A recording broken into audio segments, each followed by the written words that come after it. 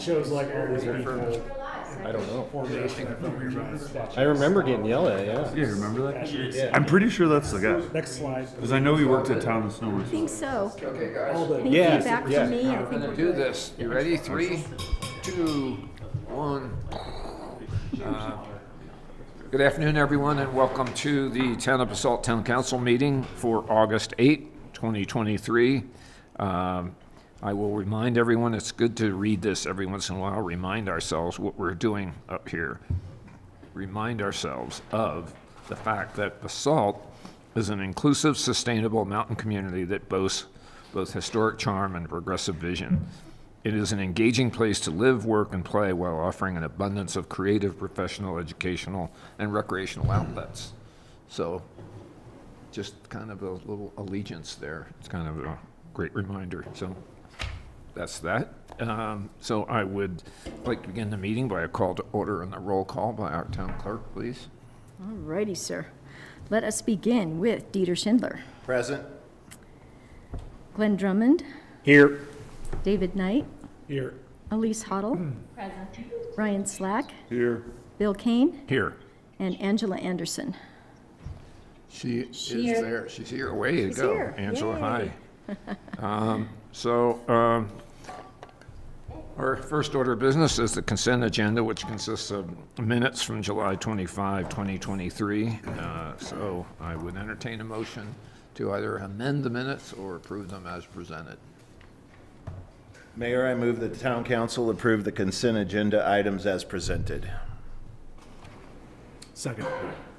Moved and seconded. All those in favor, please signify by saying aye. Aye. Aye. Aye.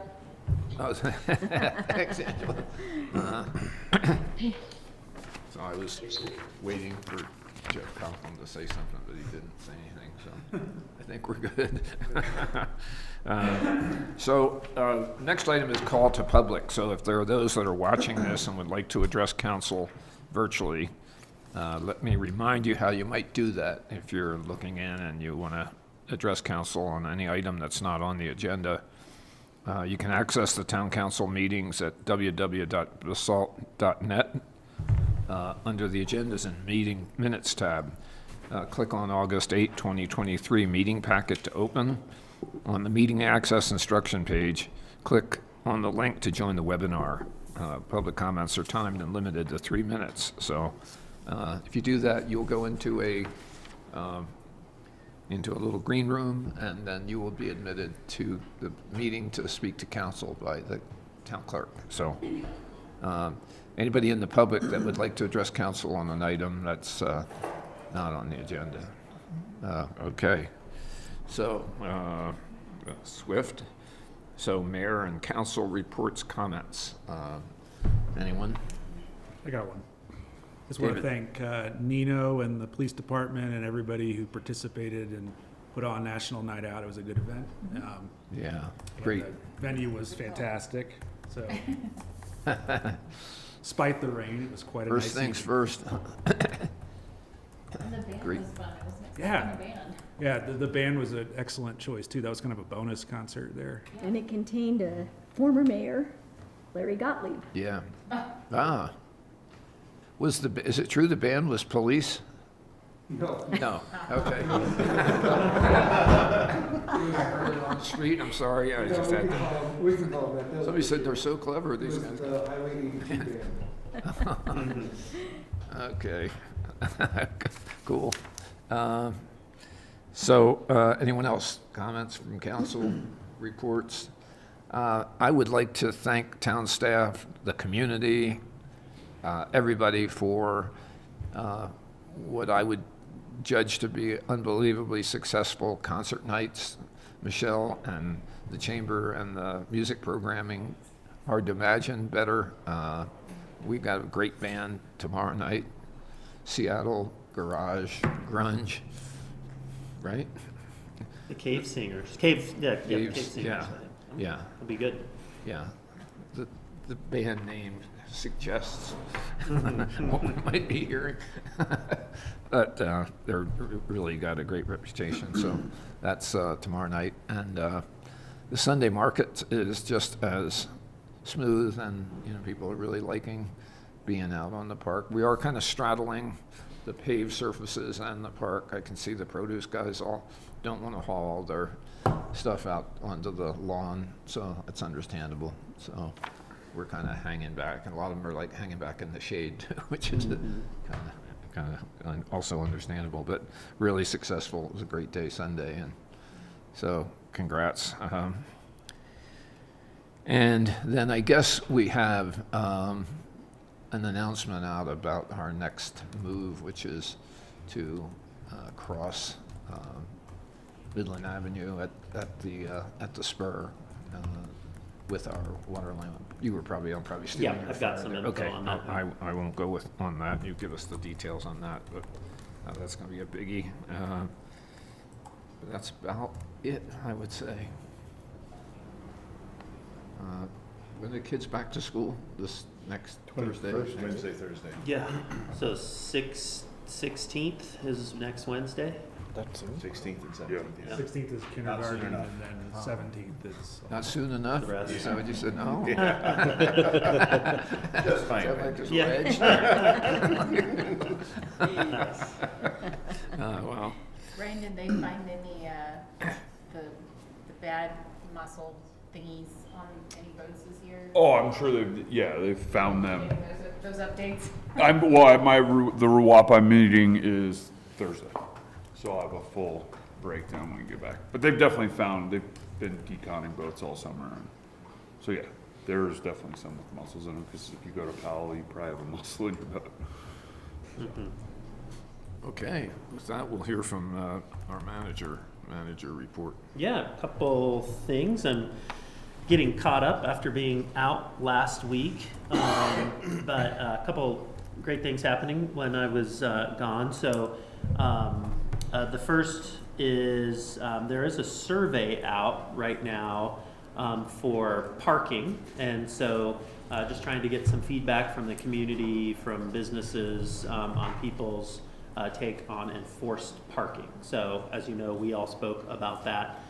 We are working to get a service that can help us provide that enforcement, and so I'm getting numbers on that. In fact, we have another meeting with them on Thursday, but I'd encourage you all to take that survey, and it is on currently you can find a link to it on the planning web page, but I think we're going to go ahead and put it on the news flash on the website, and it may. I think the chamber's been pushing it out to their membership, and maybe something we can push out to the recipients of our construction updates too. I asked Miss Mitzi about that earlier today. Is it on the Let's Talk? No, I looked. That's where I went to look for it, and so I did not see it there. So I was going to have that as a possibility too. That was my first go-to, in fact. And then, you know, as far as parking goes, you know, I think this summer's been just an interesting time having all of our parking on the Midland Spur, you know, not available to the public. We've been having big events on Wednesdays that have been getting really good turnouts. I've been seeing a lot of bikes out there, lots of bikes at the Sunday market. So only anecdotally, but, you know, I'd like to think that some of those alternative modes of transportation that we are offering as a town, and then also through RAFTA, are working, and or people are figuring out that they can park at the school, they can you know, use the parking that is available downtown, but it doesn't seem to be hindering people from coming and enjoying the downtown this summer, from what I can tell. So. Quick question, you made me think of parking, but for bikes, I saw the rack out there. Do you have any updates on the bike racks? I think. Oh, for the park? I don't have an update. I know Yeah. they were back ordered, but. They're back ordered. We are actually gonna move these bike racks to the park. Okay. Figured. Yeah. We good. And then, let's see, so the night closures, Mayor Kane mentioned that. So we will have 2 night closures, and the point of these night closures is to get through this intersection right out here, basically from where the spur ends to bring the water line over to the bank, sort of the first driveway area to the bank. If we were to do that using daytime work, it would extend that work by a minimum of 6 days, just to do that intersection because of the amount of traffic and the flaggers and closing of lanes and things that we would have to do. So being able to do this, it'll just kind of be able to get it in and out smoothly. They'll have those 2 nights, and so that'll be next Wednesday and Thursday nights from 6 p.m. till 7 a.m. They are aware that school's starting, so they've got to be, finished up by 7 a.m. so that the school traffic can be accommodated, but that'll give us a really nice head start in that really critical intersection. So that was something that we allowed them to do as this, kind of one-time situation here. We have a Wednesday night concert that night. We do, yeah. And that was the schedule that it fell on, unfortunately. But again, I think people can still get to the downtown. They'll just have to go around to get there, either via Cottonwood or via Homestead. So, and we'll make sure we're getting those, the word out. Obviously, the PSA has gone out, but some additional signage and stuff for that. Which nights again? What are the dates? It's the 16th, 17th of next week. So. And then I think I read in the update that it was just right around that time that striping was going to be able to occur for the spur, so we'll be able to get that open pretty soon thereafter. And then lastly, I was just going to let council know, and if you would let me know. So the Colorado Association of Ski Towns. I usually attend those quarterly meetings, and we are hosting on the 24th and 25th at Takaw. There's a Thursday afternoon and a Friday morning, plus a Thursday evening dinner, and these are representatives from other ski towns and towns that are adjacent, like Basalt, throughout Colorado. So if there's any interest in attending that, I would need to sign you up for it. So you can let me know on that. And this is kind of a neat chance for us to showcase some of the things that are affecting Basalt and kind of show off some of the projects we've had here locally as well as regionally. So I've been working on that with the executive director for CAST. So that should be great. If you can come, just let me know ASAP if you would. When is it again?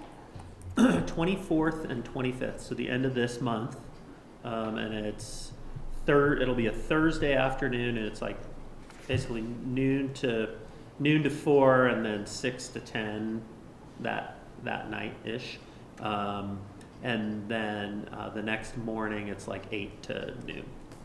Okay, I'm interested on. Just need to check my calendar. Okay, you want to just ping me an email or something?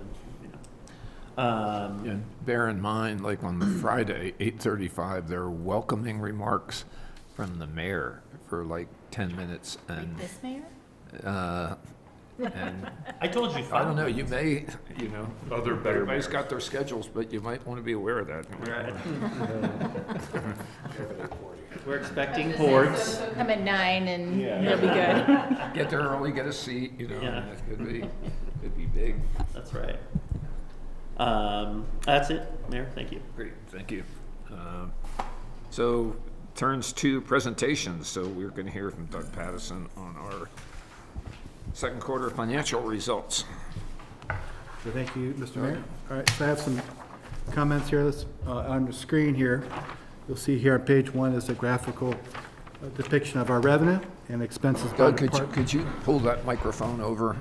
Better? So does it move over? It's pretty tight. Yeah, that better? It's Is it plugged in? tethered to the rug. Is that better? Not really? Yeah. You might need to turn Is it- up the mic, the speaker, I guess, maybe. Give it a whirl. All right, here we go. Oh, there, yeah. There you go. Oh, Okay, yeah. great. So this page one here is a graphical depiction of our revenue and expenses. So you'll see that sales tax represents a little over 59% of the revenue collected to date, followed by property tax at 16%. Service charges and intergovernmental revenue is 10%. And then miscellaneous, a big category, is 9%, and it consists principally of interest. So you look on the right side there of the chart is a depiction of the expenses by department. Public Works represents 31% of the total expenditures to date. That's followed by administrative, police, and planning in the respective percentages of 21, 19, and 12. So, any questions on that before we go to the numbers? Okay, so turning to page 2,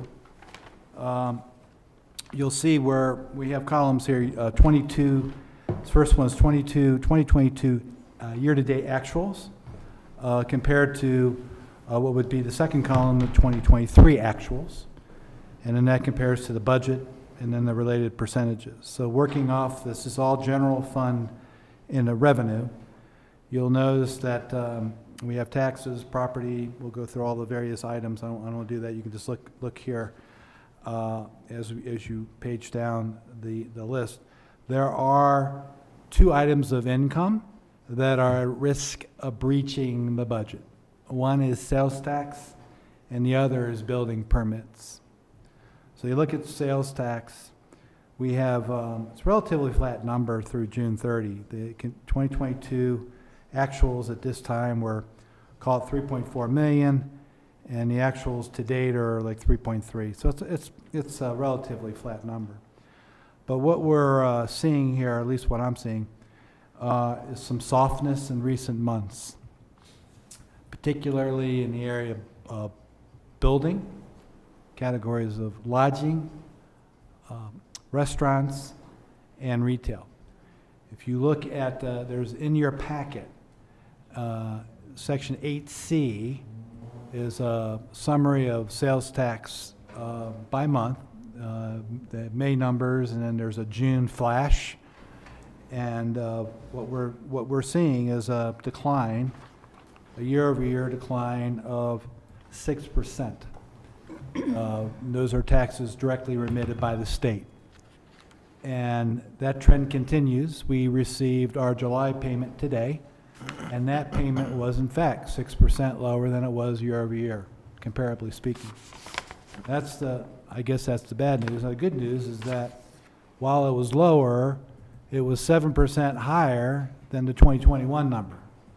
So the wheels don't sound like they're coming totally off the car, but there is some softness in the number that I'm seeing.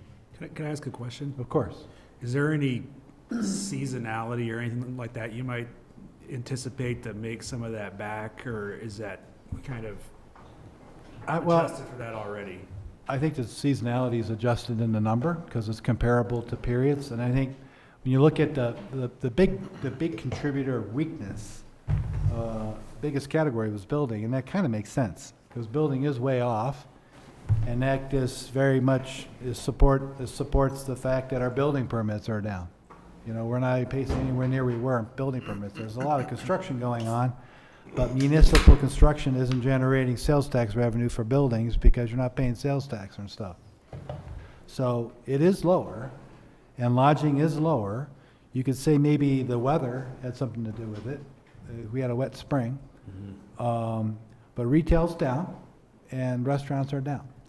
Doug, yes. would it be worth mentioning also, a sizable chunk of that was also the Picken County collection. Right. That they've retooled the way they distribute their money to the municipalities, which includes Snowmass, Aspen, Town of Basalt, and we took an overall hit for the year, and that will be the case moving forward. Right. And so that's, I don't know, maybe That was a contributing 3% factor. of Yeah, the- it was about, I think about, of the total, it was like $300,000. Yeah. And I think when you look at, when I look at the number, I'm just kind of projecting out, trying to get a realistic number where I think we're going to land, is I believe we're going to be off about 4% for the year.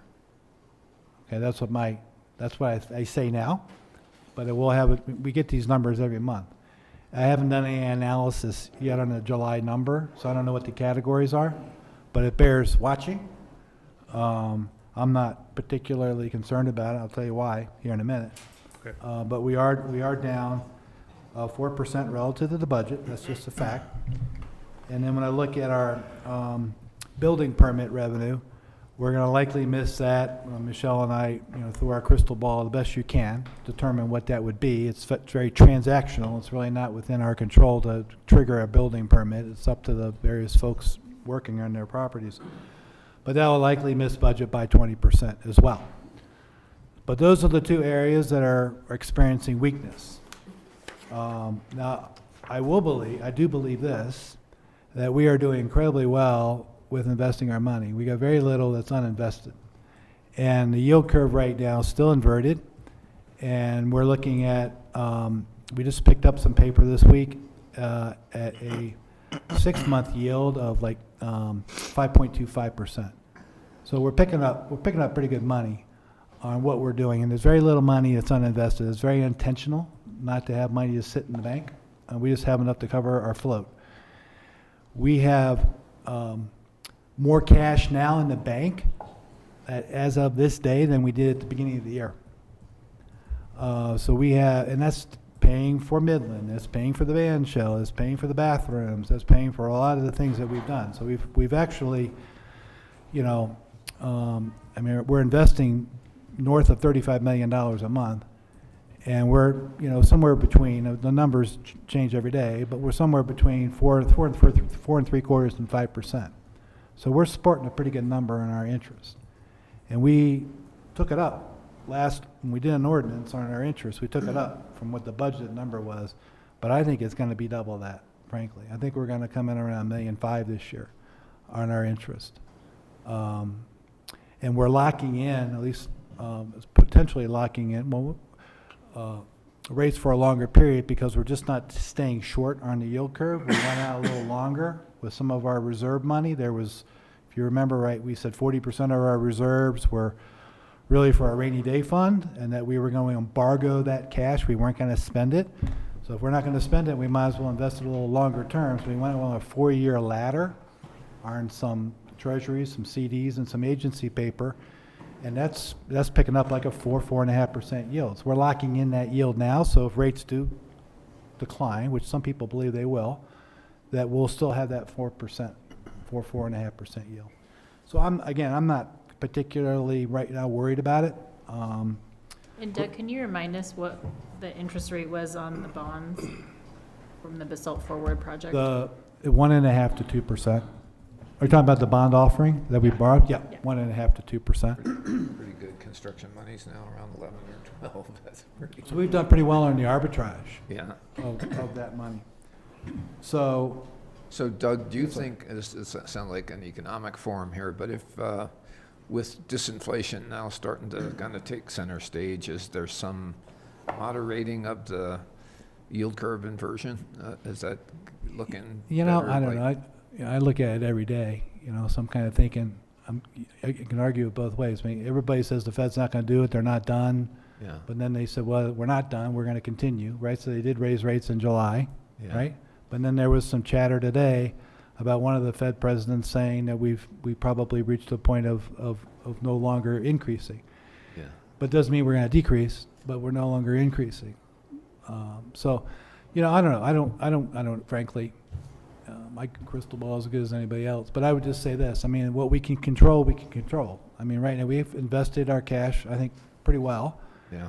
And we have some tailwind. It's being used to subsidize the Midland project, as we know. And it will continue to. You'll see the budget for next year. I'm budgeting, we talked it today, I'm budgeting $1 million number for interest. And I don't think that's overly aggressive, frankly.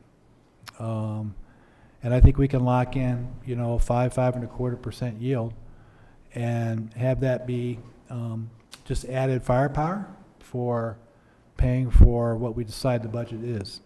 So the arbitrage is pretty Yeah, it's still significant holding. money. It's still holding.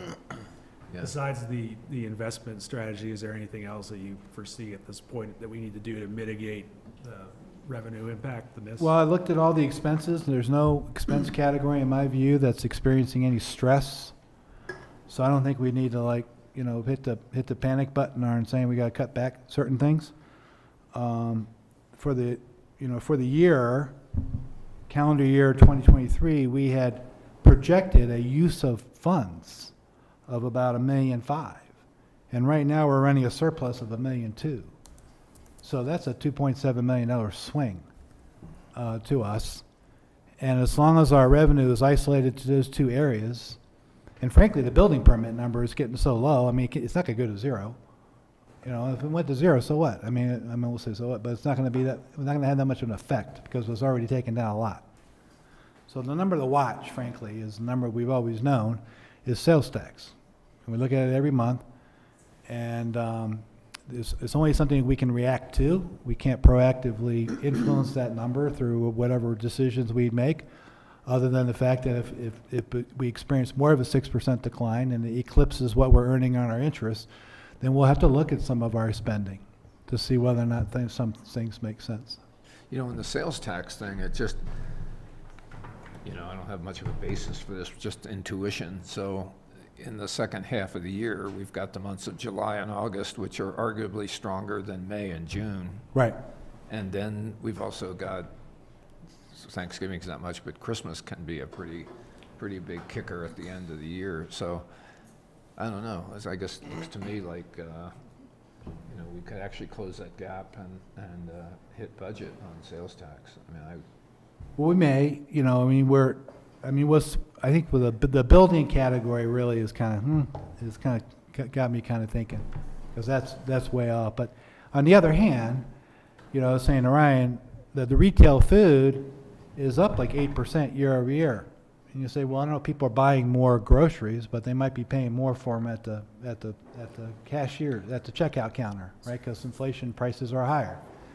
I don't have the data from the state to indicate there's always two things, the volume and then the price, right? I don't know how much is actually being transacted. All I know is the final score. So I know if the prices cost, if things cost more, you're going to get more.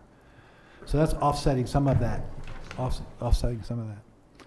So anyway, that's how I see right now the general fund. Mention one thing Yeah. too, just to David's point, you know, I think that sales tax number, obviously an important number for us, as it's our biggest source of revenue. You know, we've been very conservative with our budgeting, as you know, over the last number of years. And so as a result, we've also been conservative with our approach to budgeting, like what we are intending on spending. And as you see, each year over the last number of years, we've ended up putting a surplus, you know, of money into savings. And so I think just the way that we've operated this organization is in such a way that we've hedged our bets against like an issue like this. I mean, people have been talking recession for the last four years now, and we haven't seen it.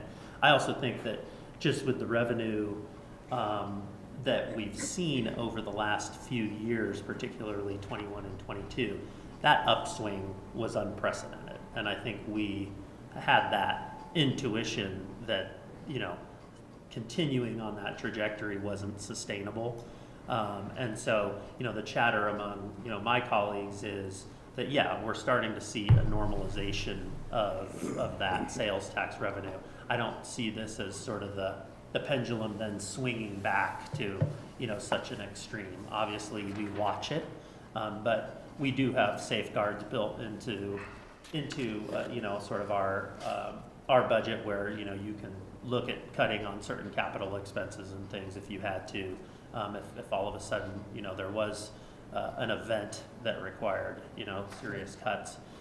But I don't foresee that, and I think if you look, you know, we talked today, if you look at our spending so far this year, we'll probably underspend what we budgeted anyway. So, you know, I think, again, we continue to really approach our budgeting as a tool, and, you know, I don't think that that sort of softening of the sales tax should be seen as something to get super worried about it at the moment.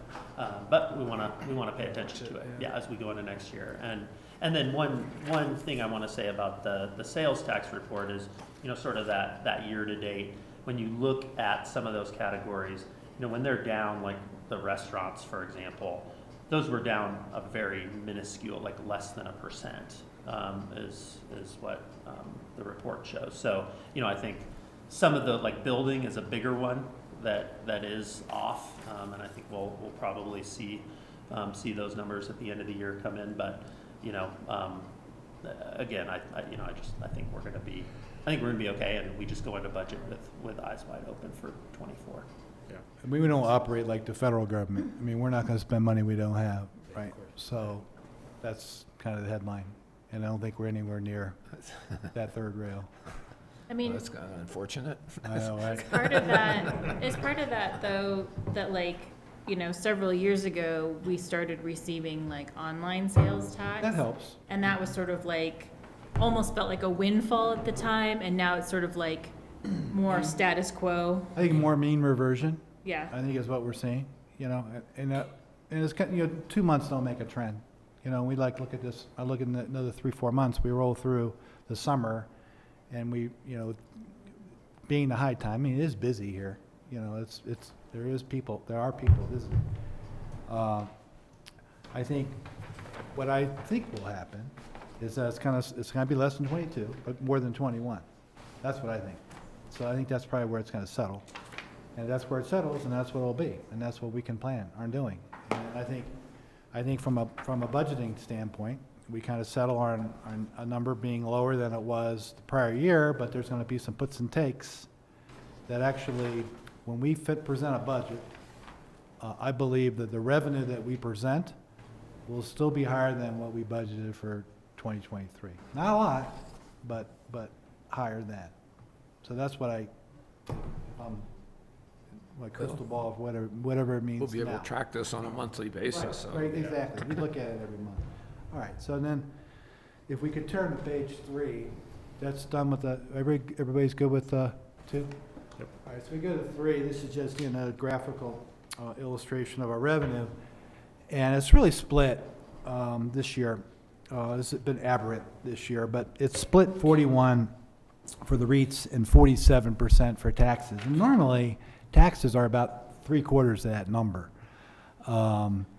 And the reason it's so high is, you remember the bell ringer, right? And then we're having some transactions over here at Basalt River Park. When these properties trade, we're getting a percentage of the top line coming to us vis-a-vis REITs. So that's sort of skewing the percentages. That's the only thing I could really say, so much about that. And I could, but I haven't in the past shown the expenses graphically. But again, this has all been ordained by the financial advisory board that we have. So if we need to modify it, we certainly can, but that's why I don't have it presented. So moving on to the 4th page here in the book. Because sales tax was weaker, that the post-revenue will be weaker as a consequence of that. Because it's just a function of sales tax. When sales tax comes in, we take basically 1/3 of it, rake off the top, put it over in post, which is parks, open space, and trails, right? And then we have lodging and tobacco tax. Well, people still smoke, and there is lodging tax that we're securing. It seems like the tobacco tax, though, kind of mirrored to a certain degree what happened with sales tax.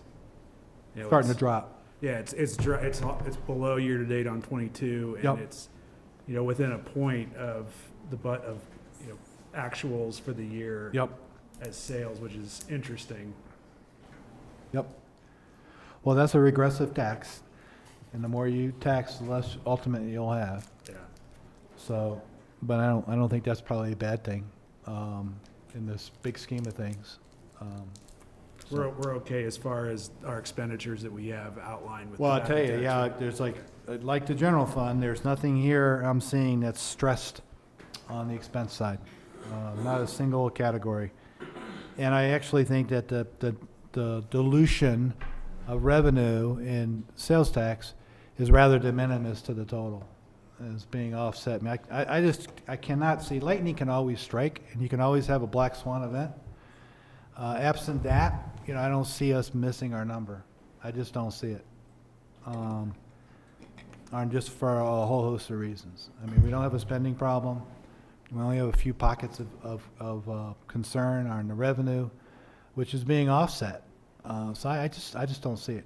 You know, we budgeted within the restricted fund, a use of funds of another $1.5 million, which is similar to what we had in the general fund, and we're running a surplus of $1.9 million. So, you know, the proof's in the pudding. We have another $2 million in the bank than we started off the year with, and we're in mid-August. You know, we're almost 8/12 of the year, 2/3 of the year done. So the headline here is I'm feeling pretty good about things. Okay, and I think you guys should too. And I think we did the audit. They came in, and we didn't have any adjustments. So the headline there was what you're seeing is what you're going to get. So there's no surprises. So that was something I learned long ago, was no surprises. So that's what I'm trying to deliver. All right, wrapping up the last page, these are just miscellaneous funds. Before I jumped ahead, was there any questions on the restricted funds there? All right, so on the last page is just some of these other smaller funds that we have, and really it's non-remarkable. The bond fund's pretty much in and out. That's all embargoed with property tax, so we don't have to worry about breaching that number. Our capital construction fund, this is really a trailing indicator. It's really kind of a cash basis number. We had done quite a bit of an analysis on this. And if you read the article in the Aspen Daily News, that was pretty good, that Scott had written. You know, Catherine, Ryan and I sat with him and we went through the numbers, so we didn't want to be misquoted. So I feel like that was a pretty good depiction of where we were at on the Midland project. With that solar project underway, installation of those panels, and then even the high school from the ground. So that's in play, and there's nothing right now happening with, there's nothing imminent is probably the right way of saying it, with the affordable housing. You know, we have some dry powder. Those bonds matured this week too, and I got another. We went out 6 months, and I got like 5 1/4. That was some of the paper I picked up. So we're getting paid to wait on that affordable property, and we'll have more to spend, frankly. So that's sort of the headline there on the construction fund. The water fund is, it's like the water service. It's interesting. The water service was $402,000 in 2022. June 23 is $399. I mean, that's one button territory there, Mayor. Only off $3,000 there in the revenue. And what we're off mainly in revenue is tap fees. And the tap fees make sense because your building permits are down. So all this makes sense, And there's not a single category, looking through this, we should be at the midway point. We should be halfway through our budgets and our spends. And we're not. There's no troubled spots, as I see it. So net, I feel like we're in pretty good shape. I would, look at the Exhibit 8C. I think you might find that interesting, maybe not.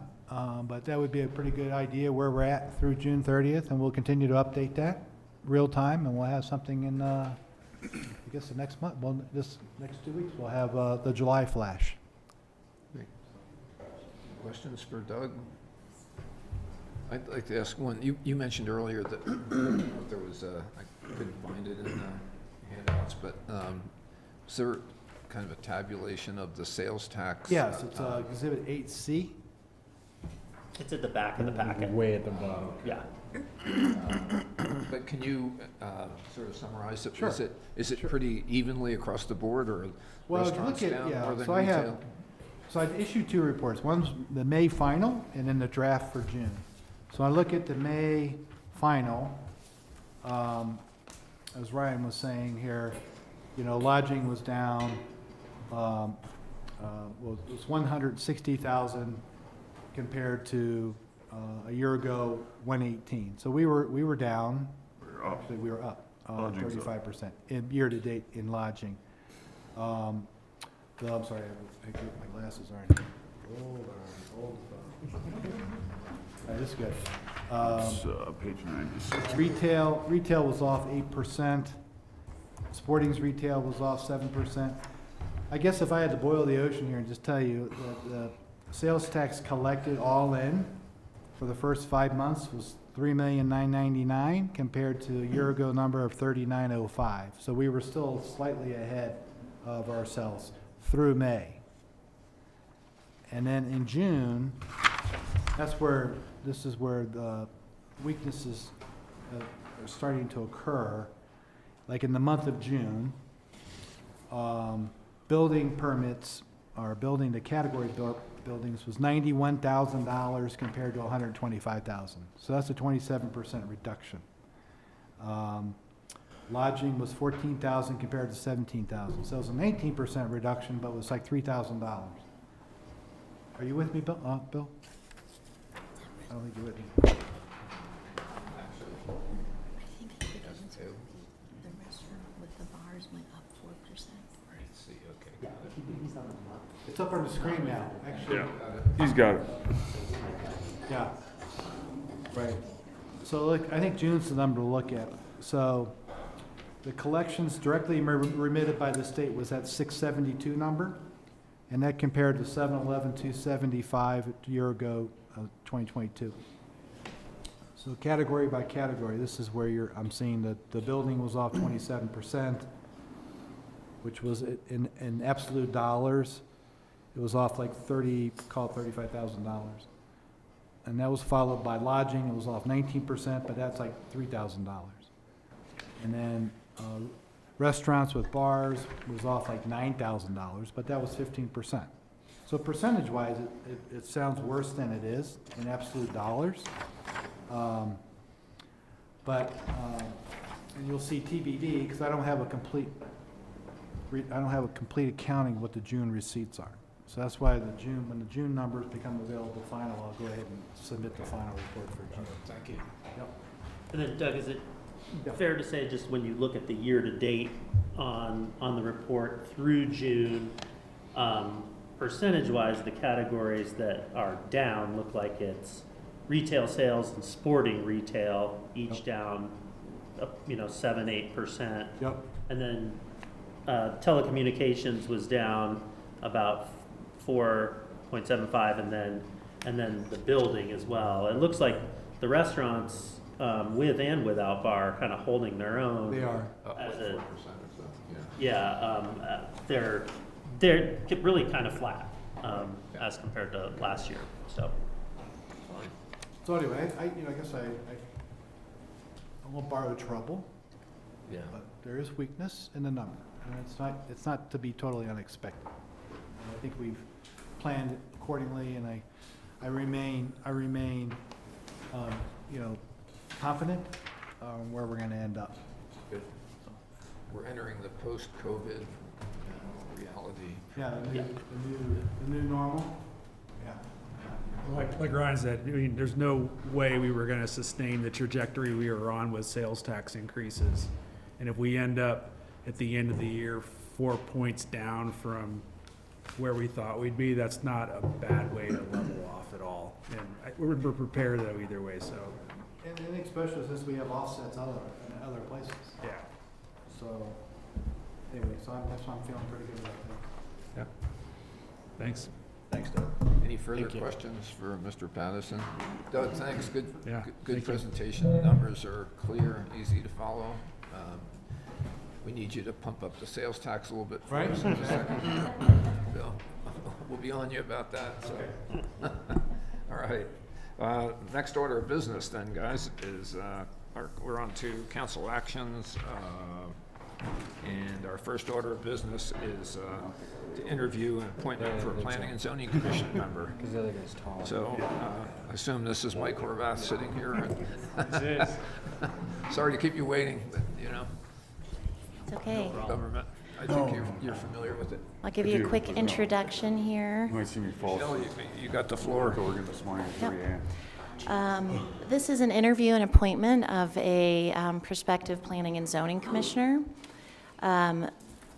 Staff asks the town council to consider Mike Horvath for appointment to the Basalt Planning and Zoning Commission. We currently have 6 voting members and 1 open regular seat and 2 open alternate seats. Michael is a Basalt area resident and works as a civil engineer for the town of Basalt, and previously worked for the city of Aspen. He's experienced the development pressures faced by the Up Valley communities and would like to contribute his experience and expertise to the town of Basalt as those pressures move this direction. Michael has worked on all sides of the development process, from being an applicant to being part of the review agency. And he brings a professional understanding of balancing development with community goals. Michael attended the August 1st P&Z meeting. Staff recommends council interview the applicant, and if comfortable, make a motion to appoint Michael Horvath to the Basalt Planning and Zoning Commission for a 3-year term until 2026. Well, Michael attended a P&Z meeting and he's still here, so that augurs well for us here. Well, welcome, and thanks for your willingness to serve our little town here. And you got spectacular credentials for this position. You couldn't be better. So, would you mind just introducing yourself? Tell us a little bit about why you want to do this, and how your engineering background's going to help that. Totally. Thanks for having me tonight. I appreciate it. Finished building a house in Basalt in January, so been here about 8 months, been in the valley about a decade. Went through a planning and zoning review myself for the property that we developed, so familiar with it from that side. A lot of experience with it from all sorts of different sizes, through municipal engineering. And I'm interested in the position really to, I think change is inevitable. You're seeing it throughout the valley, throughout mountain towns, and I really would like to be a part of it and kind of have my finger on the pulse and be involved in the decisions being made at a local level. Fantastic. Questions from council? When did you transition to Snowmass? Late June, so I'm about a month or so in. Nice. Yeah. So I think it's going to change. So, what's the arrangement at Pitkin County? Who's the head engineer at Pitkin County? I was working for the city of Aspen, so I was working. Oh, I see. Okay. Yeah. So now I'm over at Snowmass. Great. I was thinking of Mr. Fielding, GR Fielding. Is he still there? He's still there. He kind of transitioned to a new role, and they hired a new county engineer who came over from CDOT, Andrew Knapp. GR Fielding. Okay. You guys are a tight-knit group, I imagine, all the engineers. Yeah, it's kind of a small community all around Yeah. the same circles, trying to achieve the same Yeah. things. So it's kind of a group effort, even when you don't work directly with each other. So what's your impression of the town? Are we steering the right course here? Are there things you would like to put your hand on the tiller and kind of move it, I think it's, the event space has been great, bringing liveliness to downtown. I think you guys have been in a tough position with the Midland project, Yeah. with that politically, and, that's to be expected more and more, I feel like, as those pressures in the community changes a little bit. But Yeah. I love it here, riding the bike around town. I lived in Missouri Heights for 7 years, so being able to ride a bike to a restaurant, to a bar, to a friend's house, walk, has been a beautiful thing. So I think improving on those parts of this town and that I use all the time and I cherish is a great opportunity. Great. Comments, questions? Any opportunities you see going into role?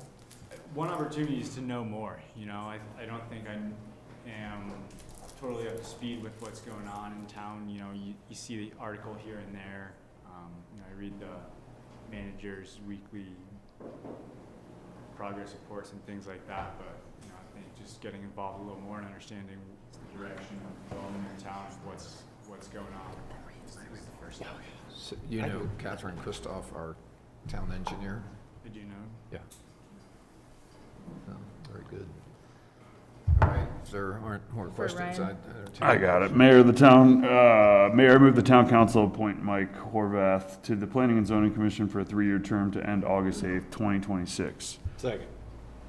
Moved and seconded. All those in favor, or do we need a roll call? You can do voice vote.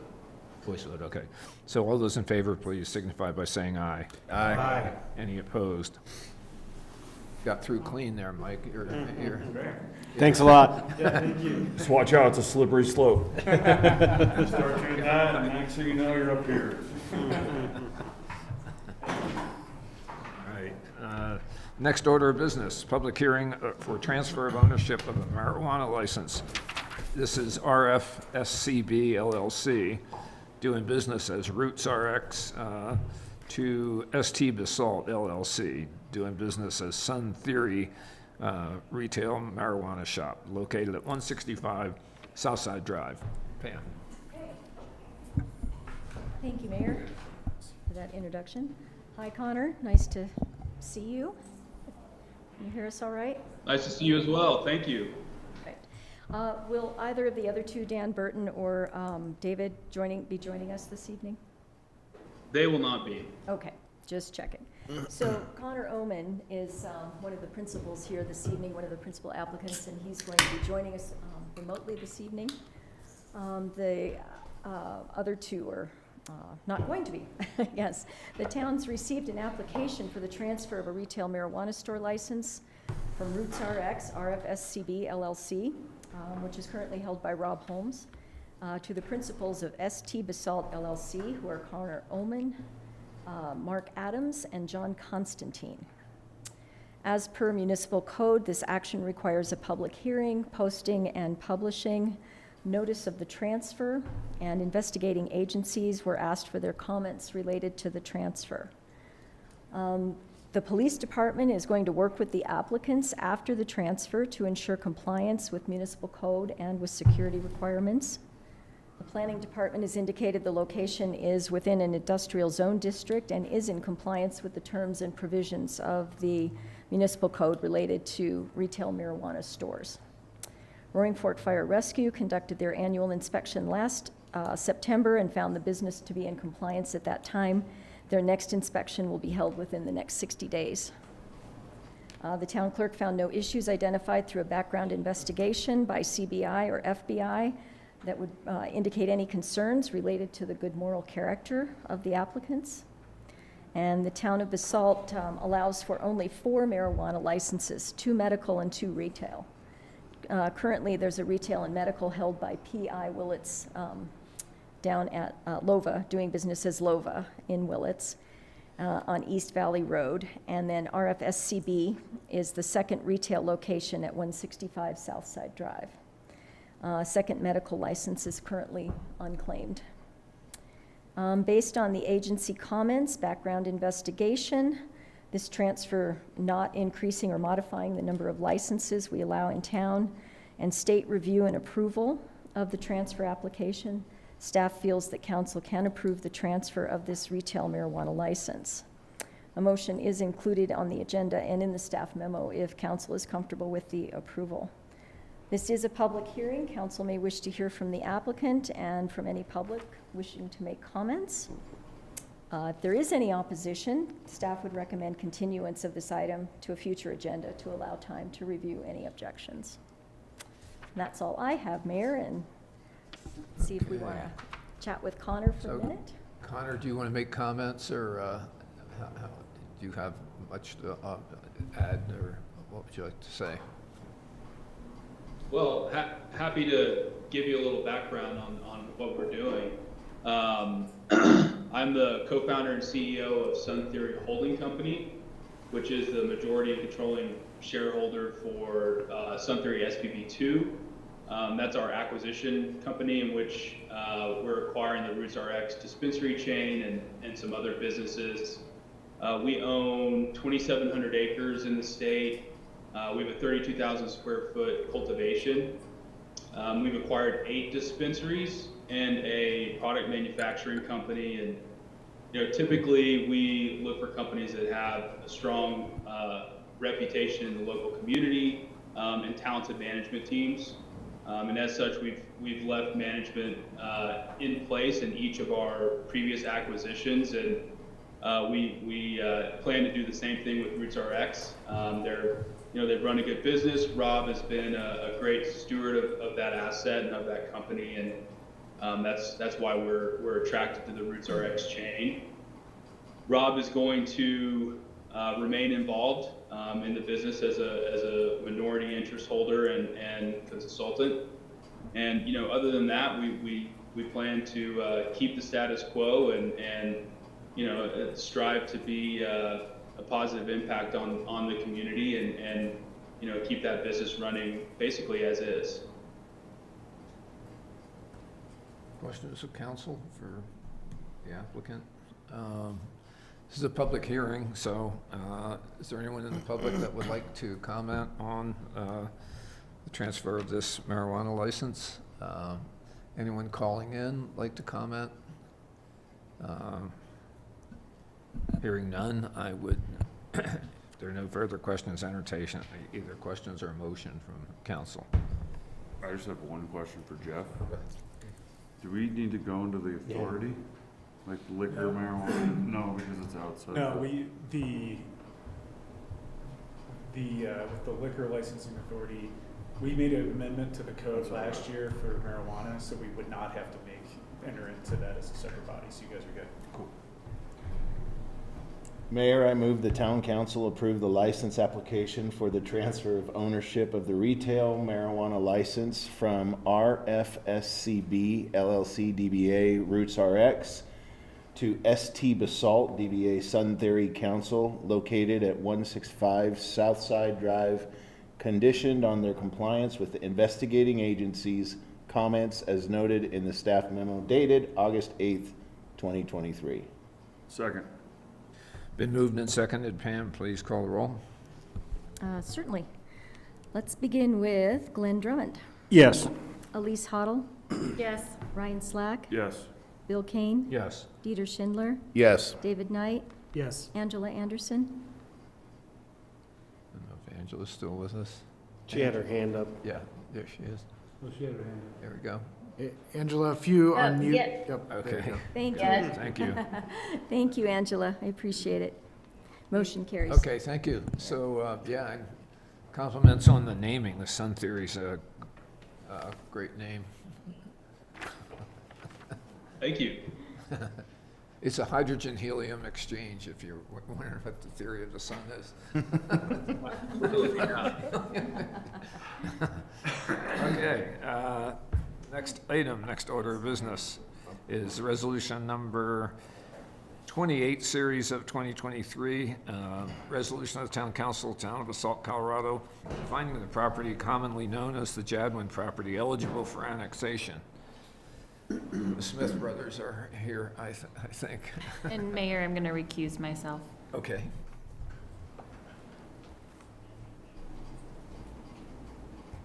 So, All right. James. Thank you. This item is a public hearing and it's consideration of a resolution for the Jadwin Black Mountain Annexation Eligibility Resolution. The owners of the Jadwin property at 431 Emma Road, which is Jadwin Park LLC, have submitted an annexation petition and annexation map and associated development review application on the Jadwin property. The property subject to the request is the Jadwin property. It's a 9-acre property that's located west of the Basalt Post Office and Library. It is on the south side of the Roaring Fork River, and it's located partially in unincorporated Eagle County and partially in unincorporated Picken County. The portion of the property that's proposed to be developed by the applicants is within the urban growth boundary of the town that's set forth in the master plan. The development proposal, as was introduced at the June 27th meeting, is a proposal for 68 dwelling units, 12 short-term rental cabins, as well as 7 seasonal glamping sites, pads, and they're also proposing to dedicate a property area adjacent to Emma Road to the town for public uses and potentially a daycare facility. This item this evening, and the intent of it is solely for the council to consider whether the annexation petition and associated map comply with the state requirements for such documents, as well as to consider making the property eligible to go through the annexation process that's mandated by the state. In reviewing the annexation petition and map, the petition includes the signatures from at least 50% of the property owners that are subject to the property for annexation. It also includes a circulator affidavit that's part of the petition, as is required. And the associated annexation map includes the legal descriptions for the property that's proposed to be annexed, as well as it demonstrates the contiguity with the town throughout the map. The property has been determined to be eligible for annexation in 2 instances in the past, as we've had 2 development applications in the past on it. And staff and the town attorney have reviewed these documents and believe that they meet the state requirements for the annexation petition and the map. So this evening, as I noted, this is really just a procedural step in the state mandated annexation process. Upon passage of a resolution for annexation eligibility and determination of the property eligible for annexation, that's when the consideration of the development review application would start, and that would be a PUD application, which includes multiple public hearings before the Planning and Zoning Commission and Town Council at each step. It requires a sketch plan, a preliminary plan, and a final plan review, which is a round of review with P&Z and council at each one of those reviews. And it's the town's policy not to actually annex a property until an approval on a development review application for a specific development is approved, so annexation wouldn't actually occur until the PUD process is completed. And so, once again, there will be a full presentation of the application when you get into the development review application process. And so staff would recommend this evening hearing any comments the applicants have, taking public comments, and then providing discussion. If you're comfortable that the annexation petition and the map meet the eligibility requirements mandated by the state, you could approve the resolution. Jeff, do you have any additional comments you'd like to put out there? Yeah, I'll just reiterate a couple of the things that you presented, and that the purpose of this resolution tonight is to find whether or not this property is eligible for annexation.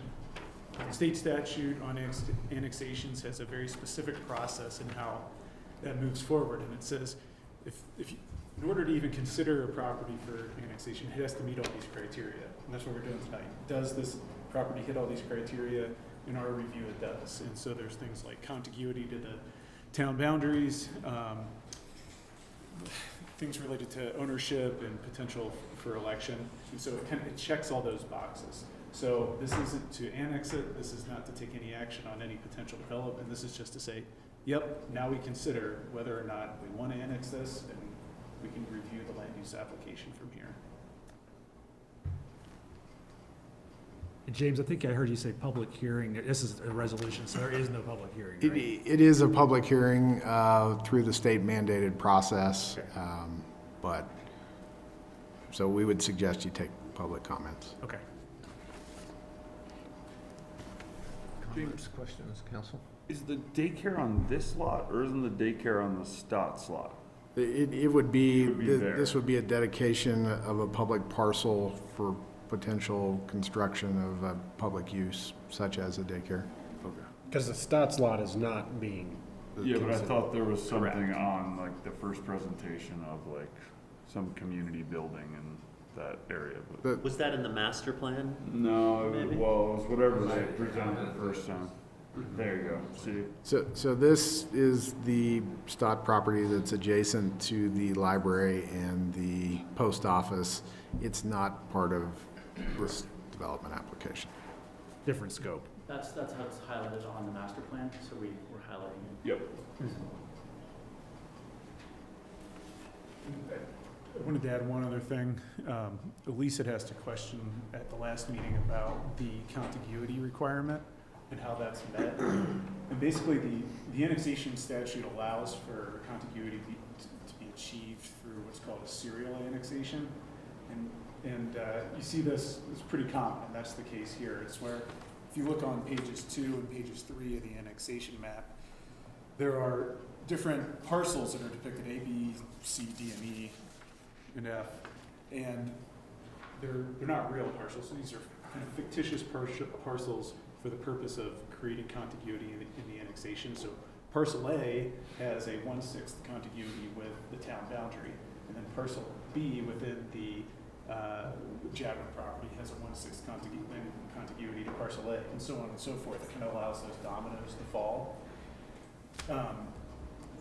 You see this a lot, and then you may have heard the term flagpole annexation. That's not what this is, but it is the same concept in that it's a serial annexation. A flagpole annexation allows you to say, get from here to Willits by annexing these little segments of a road to then get out to this kind of water bell on the other end.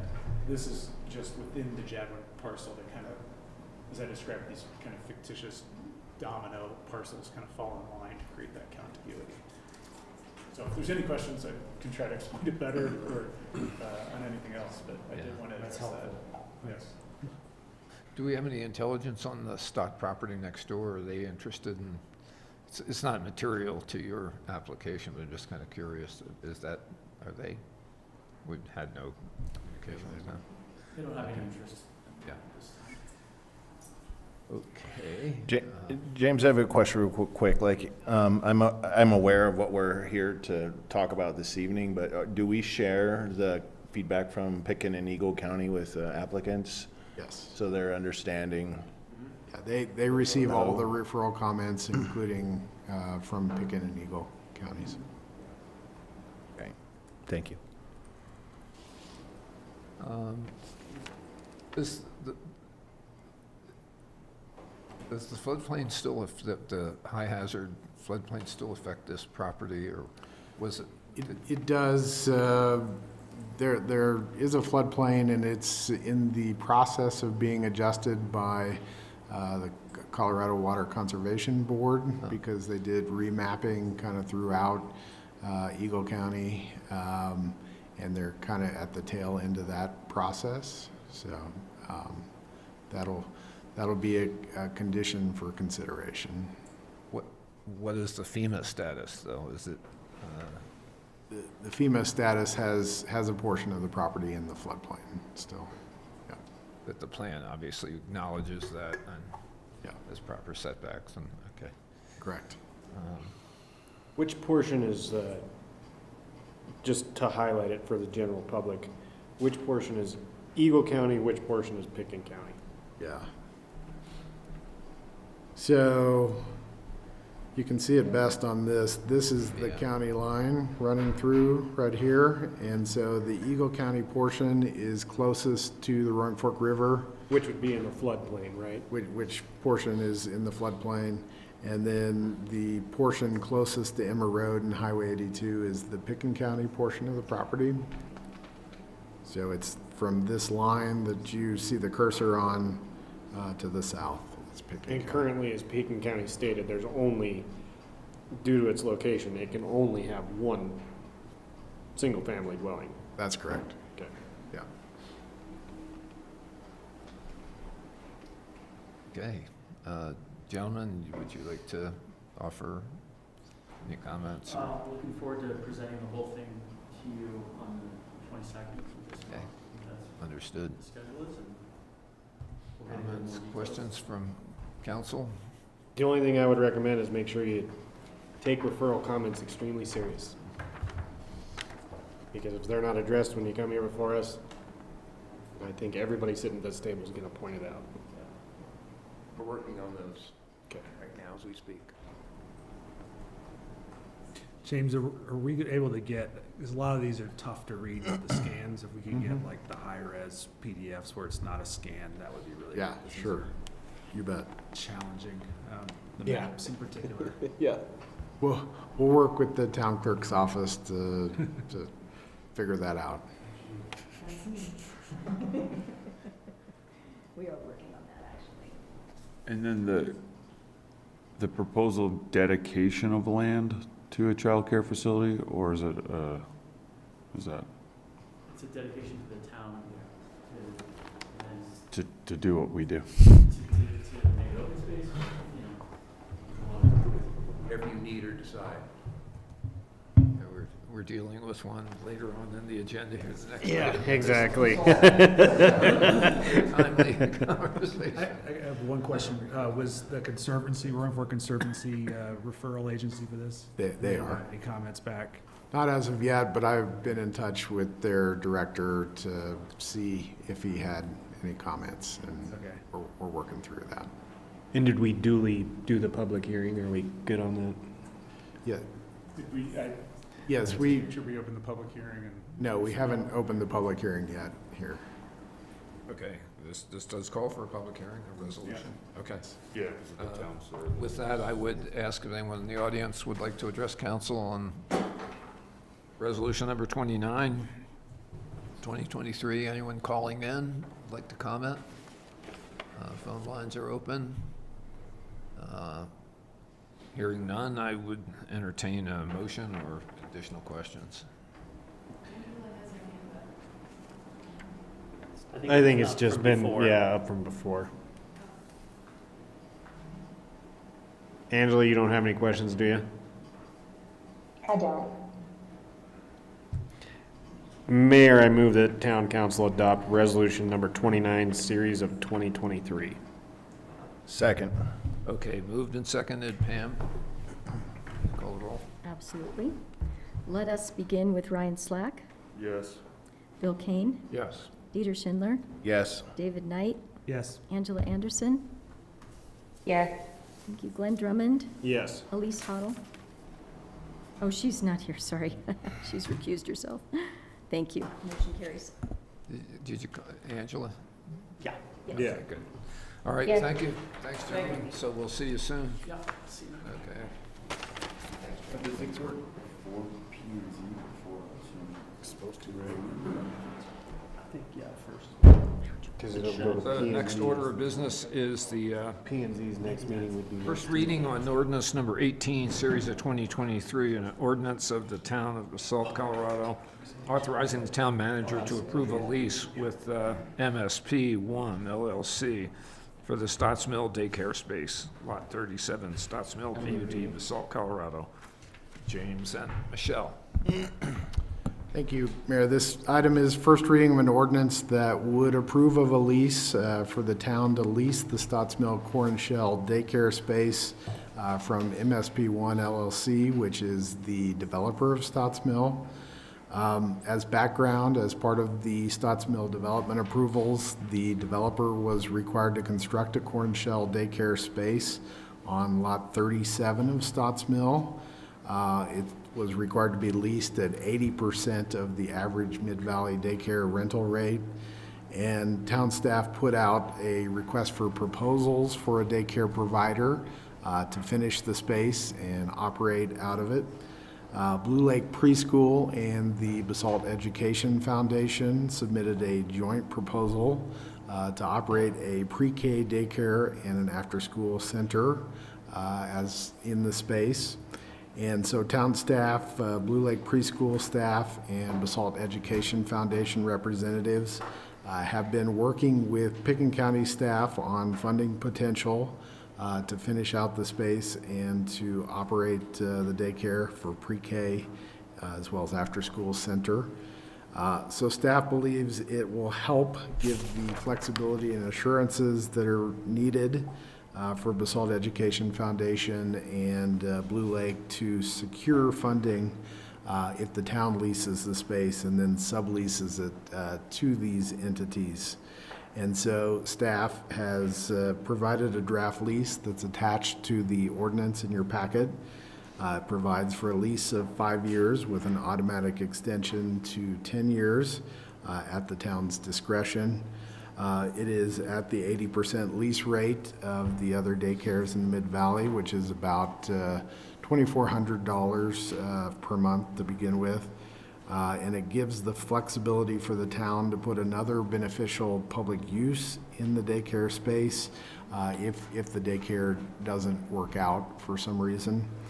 And once again, the idea is for the town to lease it and then to sublease it to Blue Lake Preschool and the Basalt Education Foundation.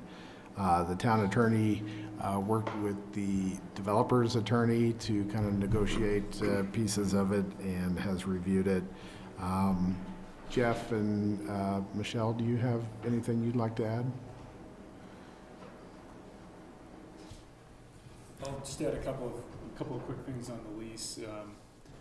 As James mentioned, the obligation for the developer of this space for a daycare purpose comes from the approval for this Docks Mill development.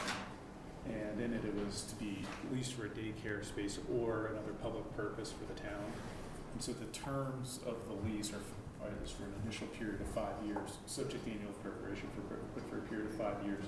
We would automatically renew and that grant automatically escalate.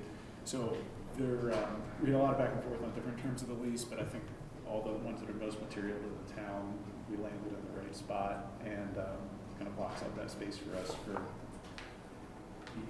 the future to hopefully get that daycare in there. And so then the plan would be to sublease the space to the ultimate daycare operator. And I'll just add on that Blue Lake and the Basalt Education Foundation, in combination with the town and Picken County, are going through a grant application process right now. So we'll be submitting for that grant at the end of the month, and then we're also going to be approaching the Board of County Commissioners to help with some of their ARPA funds and make a donation or grant towards this as well.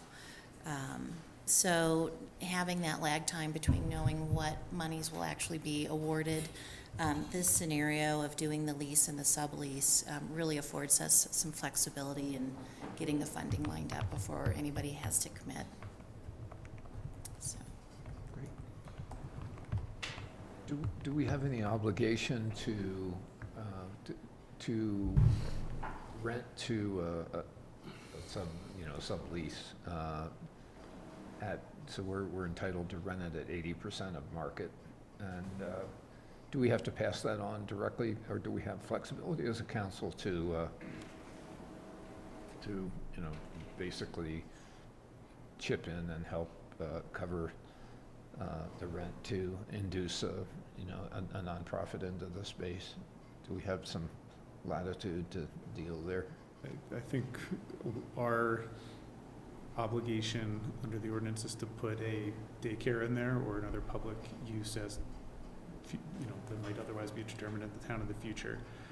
And the rent that needs to be paid to the developer is at 80% of market rate, and that's what's been established in the lease. So there's some authority for council in a sublease to negotiate on that point. Yeah. I couldn't zoom in on the map, but the HOA dues at 66.5%. What are the current dues? Is there a monetary value that we can look at? And I was kind of perplexed at how this one is paying 66%, because there's a lot of homes in there. Is this? It's of this lot. It's not just this condominiumized. plot. Yeah, so it's just the square footage of that space. And the assessments are like $50 a month, $50 or something like that per lot. So pretty reasonable. Yeah. And has it gone to a reserve study point? Is the developer still control of the HOA, or has that, because I've seen this happen. I live in a complex that had it happen, but developers love to sell property at $50 a month, and then once it flops over, all of a sudden your real reserve needs are $300-400. Yeah, as a planned community here, you know, we're not, this isn't a unit within a larger condominium building where necessarily where we might be dealing with higher assessments for a lot of those capital improvements on maintaining a building. There will be certainly capital needs of the development as a whole. So, you know, frankly, I'm not sure where they're at in terms of a capital improvement plan. I think they're still just barely finishing some of those capital improvements. And then, but yeah, that's certainly something for us to be mindful of as we move forward. One thing of note, I would say in this subdivision is the roads and the parks are public. So, you know, I think the common areas are Limited. somewhat limited. The yard, the roof, and. Yeah. Okay. When we, when you reviewed the lease conditions and negotiate on that, did you have an opportunity to flip through the bylaws for the HOA and make sure we're comfortable with? I reviewed the declaration back when this was being approved. I did not go through that as part of this, I guess I looked at a couple of the relevant things, but not in detail for this lease negotiation. And then the other thing I had a question on was the landlord has a right to implement a 10%. What is that monetary value? Management fee. Yeah. Yeah, and James, do you want to explain that and then? Yeah, it relates to the ability to have an administrative fee basically related to snow removal and trash, and I think those were the primary aspects of it. So it will be limited in terms of its scope through the lease. And I'll just add that, you know, we're leasing this space within the building, and so they're going to be maintaining the exterior of the building. So that was some of what that management fee was for. But we did negotiate that if we're in a position to perform certain of these services ourselves, like you don't get to charge the management fee on top of us doing it, because we're going to have people out there maintaining the park down the street, so they could then maintain, you know, some aspect of the, Well, if need like be, if there's HOA snow dues removal or would something. go to that. It seemed like a tack on. Well, that's Well, the not within the question lot. is, what's the difference Not on between the the lot, on the HOA common. and Yes, the management fee? and the management It sounds like, Well, the HOA doesn't little maintain plus the plus. building, the lot owner does, so that's where he's coming in as the landlord. And lot owners are required to do the snow removal adjacent to their property, and on their property, they're required to, you know, get the trash set up, and so there's pieces of that are actually on the lot owners that are not the HOA. I would just add a reminder that this building has the 2 affordable housing units on top of it, so that's where some of the costs are split out and why it's not a straightforward transaction here. Okay, One more question. this is a public hearing. I got a question real quick. Yeah, Dave, go ahead. So the timing, there's the grant application this month. At some point, it'll be go in front of the board and pick in. What does the overall timeline look like for Blue Lake and BEF as far as what you know now? Assuming we're successful and we get the funds that we need to do build out, it would take 6 to 9 months for completion of the project, for the construction, and that would put us into late fall of 24, or I'm sorry, late spring of 24. So I don't think that they're interested in opening necessarily in the summer. We've talked back and forth about summer versus fall opening. And would we be paying the lease until then? Yeah, like when they're constructing, we pay the lease. Yes. We have a line item in our budget for $24,000 for this project, so it kind of fits perfectly for paying the lease in the meanwhile. How does it work for us to be doing the build out? We're not doing it. Blue Lake and BEF would do it. Okay, I guess either way, though, for the tenant to be doing the build-out and for the Stotts Mill organization to still own everything? How does that work? It's just kind of a normal commercial lease. And I'm assuming that, I don't know why I'm echoing. It's Angela, she's wanting to. Oh, sorry, Angela. One more question. I'm assuming that you have discussed with Blue Lake and BEF the length of that lease and that they're comfortable that that's enough time that it warrants them moving into that space and creating this new daycare facility. Yeah, absolutely. We've been through that, and I think that's one of the flexibility items that, and frankly, comfort items, is Blue Lake and BEF really prefer to work with the town. We're maybe a little more stable and predictable, potentially, than the property owner. So our length of lease might be more friendly for them to go forward for a longer period of time. Angela? I had two questions. The first was, how many 5-year options will we be offered? And then what happens when those options expire? There are, it's a, what's the right word? Indefinite period of 5-year renewals.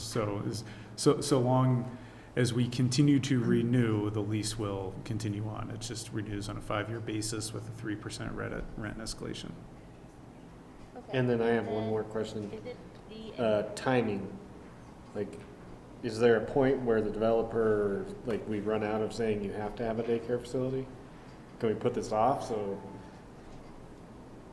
then we don't pay the money?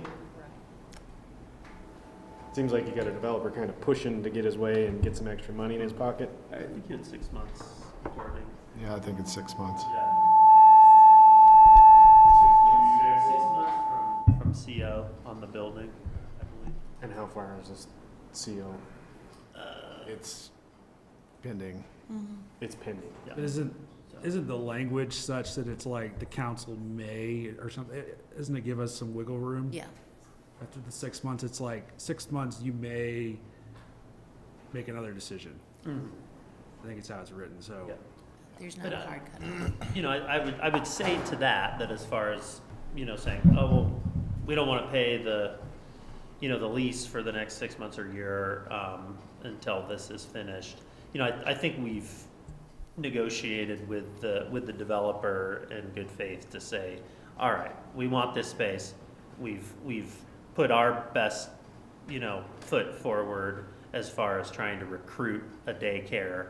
We've got an interested daycare, and so, we're willing to, go through the motions and formalize our agreement or relationship with you, Mr. Developer, so that we can do what we need to do on our end, and then, our future tenant can start to feel comfortable doing what they need to do to raise money and, build out and that kind of thing. So I think it, yeah, could you put them off for a few months and say, well, we're not signing it because we want to save, half of the year's rent or something? I suppose, but, I would say from my perspective, I feel pretty comfortable doing this, and then I think he's satisfied that, he's not coming back to this council saying, I want to build affordable housing down there.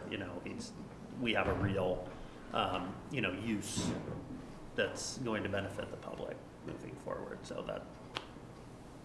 Angela, did you have a second question? Yes, my second question.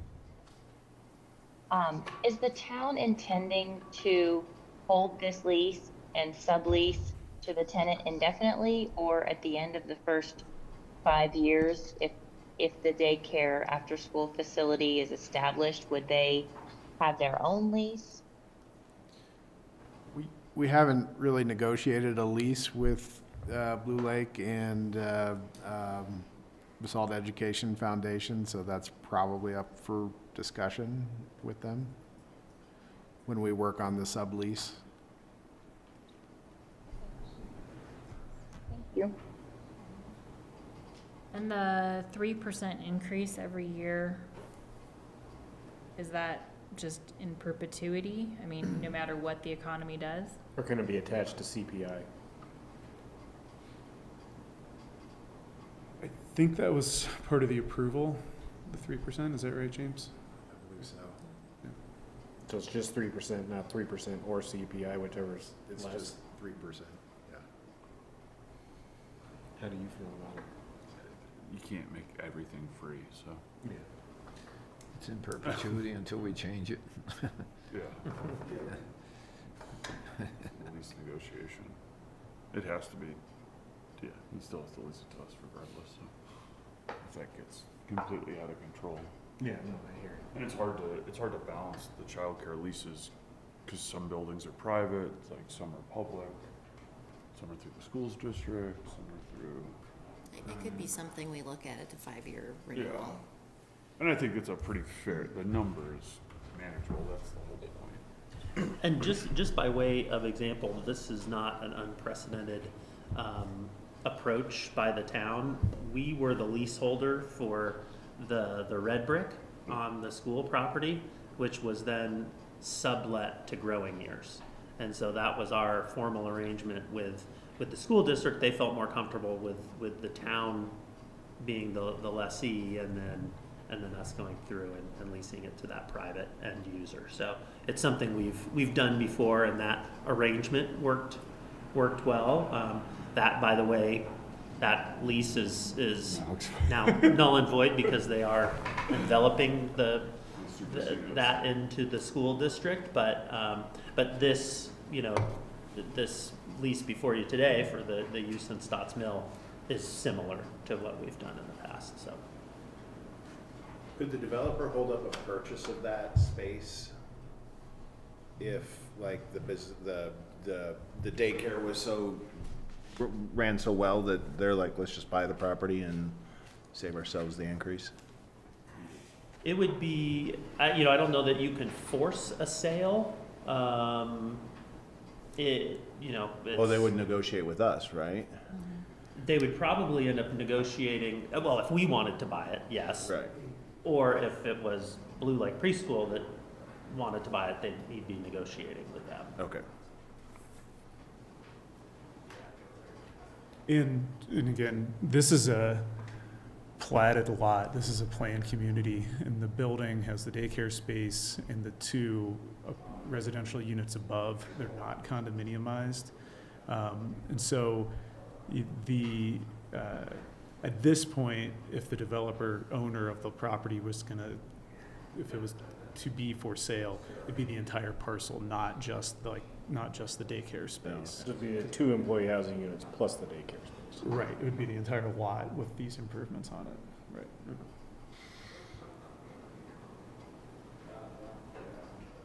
Who's running this meeting anyway? I'm about to. Yeah. Even though David's protesting. Do you like the gavel? Mayor, I move the town council adopt ordinance number 18, series of 2023 on first reading and set public hearing and second reading for August 22nd, 2023. Second. Was that a 3-way tie? No, I wasn't. Oh, you weren't in, okay, all right. We're just harmonizing. Split second timing. So Roll we'll call? call the roll? Yeah. All right, absolutely. Let's begin with Angela Anderson. Yes. Thank you. Glenn Drummond, Yes. Elise Hoddle, Yes. Ryan Slack, Yes. Bill Kane, Yes. Dieter Schindler, Yes. and David Knight. Yes. Motion carries unanimously. Thank you. All right. Thanks, everyone. That concludes our affairs for this evening. Don't forget the Cave Singers tomorrow night. Yeah. Cave Singers. Cave All right. singers. I keep wanting to say cave dwellers. It's kind of perfect. It is a little bit of a cave, the Yeah. the Van Shell. They'll be singing at you.